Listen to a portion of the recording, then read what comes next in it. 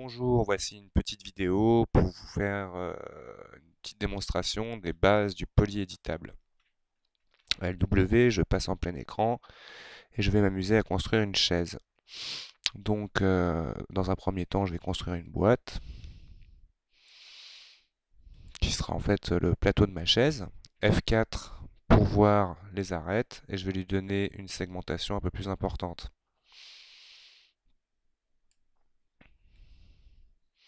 En essayant d'avoir un peu des carrés au centre. En hauteur, c'est pas inutile d'en mettre trop. Donc une fois que j'ai créé ma boîte et que j'ai préparé ma boîte à une subdivision, je vais faire clic droit, convertir en polygone éditable. À ce moment-là, j'aurai accès donc directement au menu modifier et en plus aux sous-objets. Donc c'est pour ça que je parlais de la notion d'objet comme quoi elle est importante. Un objet, les transformations que j'appliquerai à cet objet seront relatives à tout l'objet, alors que les sous-objets, chaque sommet là par exemple pourrait être déplacé. Et on imagine que j'aurai un autre objet dans une scène, je ne pourrais pas sélectionner autre chose que ces sous-objets. Alors dans mon exemple, je vais déjà commencer à faire les pieds. Alors on va regarder sous cette boîte et je vais sélectionner donc en sous-objet polygone 4 sommets avec contrôle pour les additionner. Que voilà, ces 4 sommets, tout bêtement, je vais utiliser la fonction qu'on appelle extruder. Donc clic droit, extruder avec boîte de dialogue, ce qui va me permettre d'avoir le visuel en même temps de l'extrusion de ma boîte.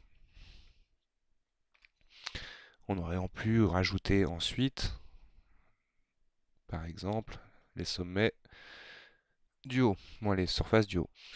Voilà, donc ensuite je peux donner la hauteur dans cette boîte de dialogue. Je vais l'appliquer plusieurs fois, ce qui me permettra d'ajouter du lissage ensuite. Voilà, on imagine que je veux donner un coup de plus uniquement en haut pour faire une chaise type salle à manger. Alt, toujours désélectionner. Je vais déjà appliquer une prochaine fois pour désélectionner ceux du bas. Et donc là, j'ai voilà une forme déjà à peu près potable. Ok. Ensuite, je vais m'occuper d'une liaison pour faire le plateau. Donc pour faire mon plateau, je vais sélectionner. Alors là, on voit que des fois Q qui permet donc de choisir l'outil sélection sera plus facile pour sélectionner. Z pour zoomer, ce qui va me permettre de tourner autour et prendre les trois surfaces qui sont à l'opposé. Là, je vais comme ça utiliser la fonction clic droit, insertion avec boîte de dialogue pour contrôler au mieux, mais là ça me plaît déjà, c'est pas mal. Hop, sachons que du coup ça agit sur les deux côtés. Ok,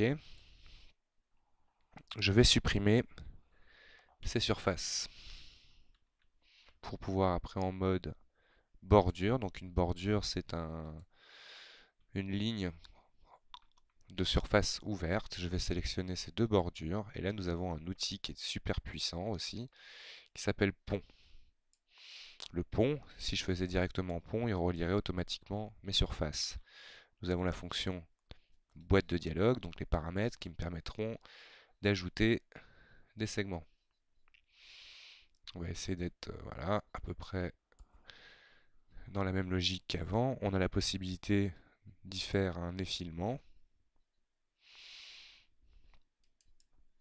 une altération, ça c'est si jamais je faisais un effilement pour choisir de quel côté elle se ferait. Et voilà, on pourrait même choisir une torsion, mais là dans cet exemple ce n'est pas utile. Je vais rester sur une chaise assez simple.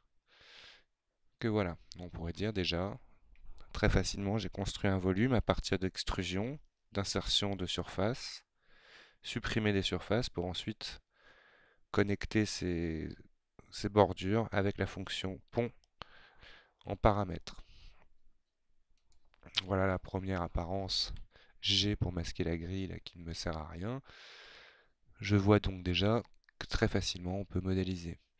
Nous avons la possibilité ensuite, par exemple, de prendre un modificateur du type FFD qui me permettra d'avoir une cage englobante au-dessus de mon maillage. On peut imaginer comme ça pouvoir déjà donner des points de contrôle. Hop, là j'ai sélectionné les rangées de points de contrôle de mon FFD au milieu, je vais prendre échelle, et on pourrait imaginer comme ça donner un galbe plus ou moins à notre échelle, à l'échelle de notre plateau, pour pourquoi pas aussi, hop, déplacer ces petits points de contrôle. Donc là j'en ai raté un, voilà, hop. On voit que ça agit bien évidemment sur l'ensemble de ma géométrie. Toc. Et voilà, j'ai fini ma chaise, ma première modélisation.